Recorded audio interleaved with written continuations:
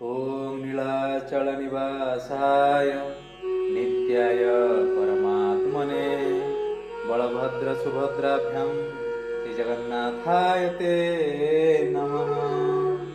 त्वमेव माता च पिता त्वमेव बन्धो च सखा त्वमेव विद्या द्रविणं त्वमेव सर्वं मम देव देव। हरे कृष्ण, जय जगन्नाथ। समस्त को आज नीतिवाणी कार्यक्रम चतुर्थ दिवस को सुस्वागत।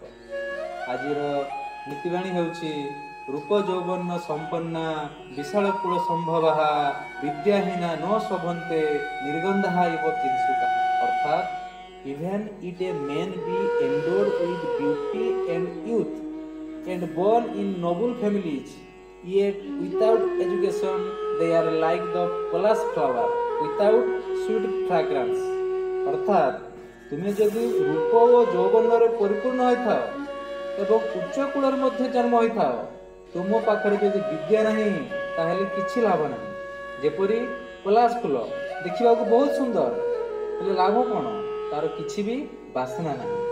तेणु आपण माने देखले तो विद्या रूपक मूल्यवान रत्न आम पाई केते दरकार। हरे कृष्ण, जय जगन्नाथ।